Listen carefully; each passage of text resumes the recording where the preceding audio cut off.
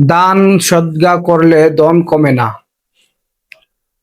মহা আল্লাহ সুবহানাহু ওয়া তাআলা একজন ব্যক্তিকে ফেরেশতার মাধ্যমে কিভাবে রক্ষা করলেন, বিপদ থেকে কিভাবে আল্লাহ রক্ষা করলেন, এই প্রসঙ্গে কয়েকটি কথা বলবো, আপনারা শুনে যাবেন।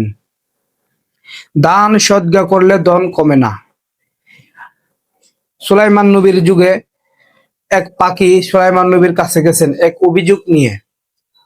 গিয়ে বলতেছেন, সুলাইমান নবী, একজন দুষ্টু লোক, আমি বাসার মধ্যে ডিম পারি, ওই দুষ্টু লোক আমার ডিম নিয়ে খেয়ে ফেলে। তারপর সুলাইমান নবী দুটি জিনকে ডাক দিল, এই দুটি জিন এদিকে আসো। দুটি জিন আসলেন। তারপর বললেন, তুমি আগামীকাল ওই পাখির বাসার গাছের আশেপাশে তোমরা থাকবে।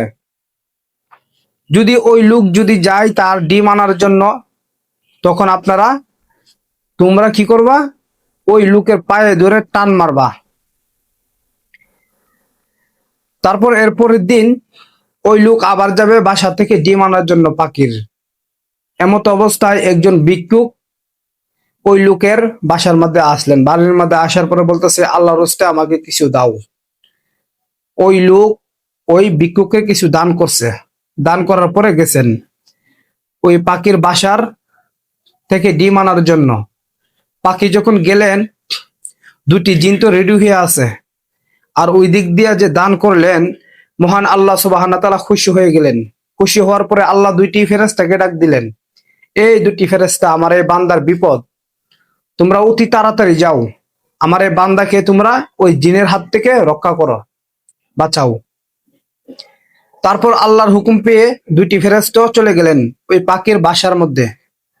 ওই লোক যখন গাছের মধ্যে উঠতেছে পাখির ডিম আনার জন্য, দুটি জিন প্রস্তুত ওই লোকের পায়ে ধরে টান দিয়ে মেরে ফেলবে।